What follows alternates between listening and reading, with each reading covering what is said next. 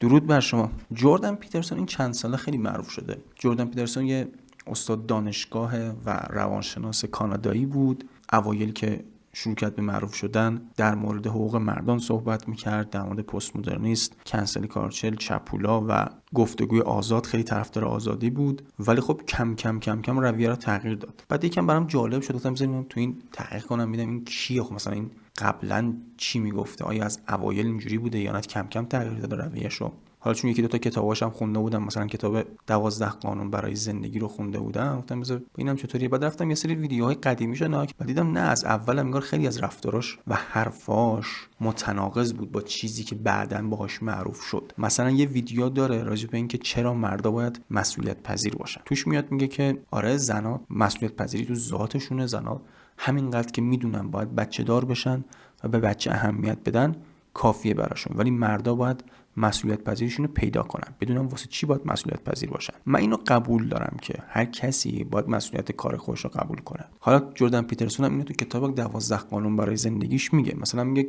اتاقتو تمیز کن. اتاقتو تمیز کن این چی؟ یعنی از مسئولیت‌های کوچیک شروع کن و غیره. من همه اینا رو قبول دارم آدم باید بهتر بشه. قبول دارم هر وقت یه مشکلی پیش میاد آدم به جای گریه کردن و غر زدن اول باید به خودش نگاه کنه، دنبال راه حل باشه، به جای اینکه هی بیاد بگه اون تقصیر اینه تقصیر اونه. کلا تقصیر اینو اون انداختن کار درستی نیست. اینا همه درست. من حتی اینم قبول دارم که هر چقدر ما مسئولیت پذیر باشیم برای کارامون، دلیل نمیشه دیگران هم مسئولیت پذیر باشن. خیلی وقتا مشکلات ما تقصیر دیگرانه، چون همونجوری که ما به دیگران اهمیت نمیدیم در درونمون اونا هم اهمیت نمیدن. ولی خب این که هی بیام میگیم وای تقصیر اینه تقصیر اونه، هیچ چیزی رو حل نمیکنه. مسئولیت پذیر باشیم. اینجا کاملا این منطق. مسئله غیر منطقیش کجاست؟ اون جایی که فقط به مردا گیر میده. مثلا یه ویدیوی دیگه داره میاد همه مردا رو به شکل پیتر پن تصویر میکنه، میگه همه مردا پیتر پنن. حالا پیتر پن کیه؟ یا لای کارتونش هست، نمیدونم دیدید یا نه. به دختر پسرم میرن یه جایی توی سرزمینی که حالا هیچ وقت پیر نمیشن، والا این دختر تصمیم میگیره برگرده، ازدواج میکنه، بزرگ میشه، دوباره دختردار میشه. پیتر پن همونجا میمونه و همیشه جوان میمونه. بعدن که برمیگرده دختره رو پیدا کنه، به جای خود دختره رو پیدا میکنه، با خودش میبره دوباره اونجا و یه سری داستانای دیگه اتفاق میفته. هدف داستان چیه؟ که بگه آقا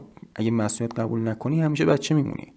منتها جردن پیترسون اینو فقط به مردا میگه، میگه مردا مسئولیت پذیر نیستن، زنا ذاتشون مسئولیت پذیریه. من تا حالا یه بارم نشنفت که برگرده به زنا بگه شما هم باید مسئولیت پذیر باشید، شما هم باید کار درستی انجام بدید، همون جوری که مردا هستن، همون جوری که مردا باید مسئولیت پذیر باشن، شما هم باید باشید. من تا حالا یه باری ازش نشنفتم. همش میاد میگه مردا باید این کارو بکنن، مردا باید اون کارو بکنن.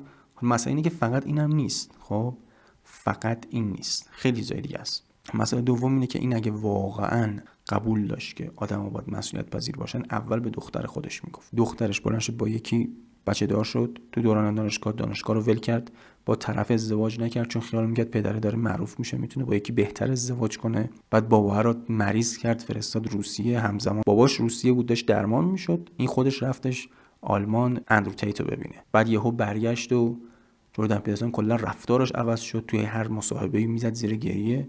از این طرف هم این کل شبکه‌های اجتماعی شده کنترل کرد. همین دختر این نماد یه دختر معمولیه. چرا این به این نگفت که با دخترم مسئولیت پذیر باش، فاحشه نباش یا خیلی چیزای دیگه؟ بعد بجاش میاد چی میگه؟ بجاش میاد به مردم میگه نه ببین، اگه همه دخترها تو رو نمیخوان، مشکل همه دخترها نیست، مشکل تویی. بابا همه دخترها مثل دختر خودتن دیگه، مگه چیه؟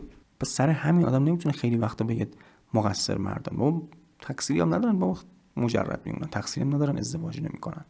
باید به اونام حق داد. هی به مردا بگی آره مرد باش، مسئولیت پذیر باش، خودتو فدا کن، حرف نزن، ازدواج کن، بچه درست کن، چه میدونم برده درست کن برای جامعه، برای فلان، خودتو فدا کن. نمیشه یه سره. حالا از نظر من فداکاری یعنی مسئولیت اشتباه دیگران رو قبول کردن و از نظر من این بدترین چیز تو دنیاست. همه کسایی که خود همین جردن پیترسون ازشون متنفره، مثل هیتلر، مثل کمونیستا یا خیلی های دیگه، همه این دیکتاتورها کسایی هستن که مردا و زنا رو به فداکاری تشویق میکنن، مخصوصا مردا رو، چون فداکاری یه بخشی از فرهنگ برای ما.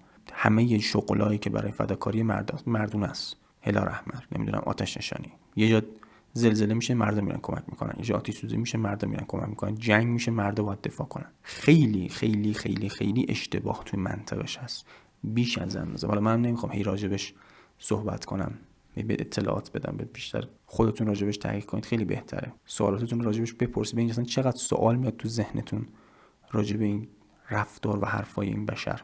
سوالی که برای من پیش میاد اینه که باشه آقا جان، من مسئولیت پذیرم، من فداکاری من پیدا میکنم که باید من فلان جا فداکاری کنم، اوکی، مسئولیت جامعه در قبال من چیه؟ بالاخره یه بده بستونه دیگه، من یه مسئولیتی دارم، جامعه یه مسئولیتی در قبال من داره. حالا کاری به این نداریم که تو کل جوامع مردا فقط مسئولیت دارن، هیچ قدرتی ندارن. بالاخره توی مسئولیت یه چیزی داری، این گوشی مال منه، من باید اینقدر قدرت رو این داشته باشم که هر وقت خواستم بفروشمش، هر وقت خواستم خاموشش کنم، کمش کنم، زیادش کنم. نمیشه بگن این گوشی مال توئه ولی حق نداری بهش دست بزنی، حق نداری باش کاری کنی. بچه نیستیم که. بزرگی یعنی همین، مسئولیت داری، قدرتش هم باید داشته باشی که باش هر کاری خاصی بکنی. حالا خیلی سوالات زیاده ها و این بشر به هیچ کدوم جواب نمیده. مخصوصا توی یک ویدیو هست، یک کسی میاد ازش سوال میپرسه، میگه تو فلان کتاب صلح زشتی میاد میگه که یهودیا فلان کارو کردن، فلان کارا رو کردن و خیلی توضیح میده و بهش میگه خب نظر تو چیه؟ میگه من نمیدونم و جواب نمیده. و جالبیش اینه که از طرز صحبت کردنش، طرز مکسی که میکنه، میفهمی که این جوابو داره ولی نمیده. دفعه اولی که من جردن پیترسون رو دیدم به شدت برام باهوش بود، به شدت برام تیز بود، خیلی آدمی بود که امیدوار بود و به آدم امید میداد. ولی مسئله این بود که با هر کسی که مصاحبه میکرد همه اینا یا آدمای معمولی بودن، یه سری مجری بودن یا زنای احمق بودن، هیچ کدومشون آدم فهمیده‌ای نبود، تیز نبود. به محض اینکه خورد به ژیژک، اسلاوا ژیژک پکوندش توی 2 ساعت. اصلا من دیوونه شدم وقتی اون مصاحبهش رو دیدم، واقعا عالی بود. به شما پیشنهاد میکنم ببینیدش. بعد حالا مصاحبه رو که ببینید میفهمید که اوجان این اصلا چیز خیلی خفنی نمیگه. همه یه چیزایی که میگه یه چیز خیلی معمولیه که همه میدونن، یه عقل خیلی معمولیه، منطق خیلی معمولیه که همه میفهمن. من تو این همیشه از هر چیزی به نفع خودش استفاده میکنه.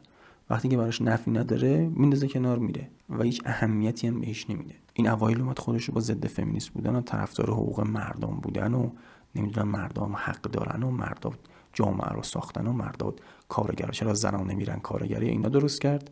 حرفاش هم کاملا درست بود.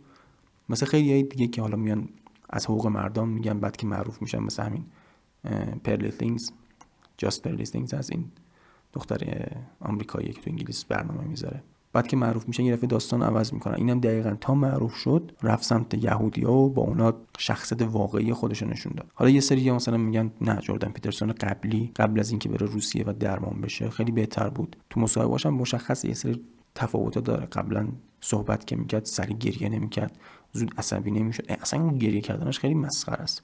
معلومه چیه. یه سری میگن ویسکی کرایه، ویسکی میخوره گریهش میگیره. یه سری میگن نه حالا مریضه. من نمیدونم، فقط میدونم خیلی تغییر کرده، یا این اون نیست یا حالا هرچی.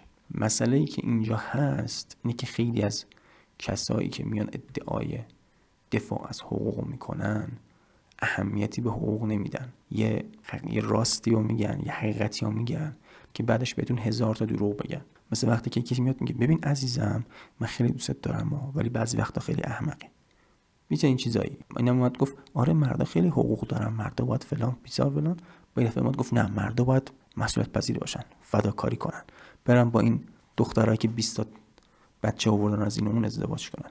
حالا این نظرات من بود راجع به جردن پیترسون. پیشنهادم میکنم باز با اینکه حالا این همه این حرفا رو زدم، باز برید کتابشو بخونید، مخصوصا این کتاب 12 قانون برای زندگیشو.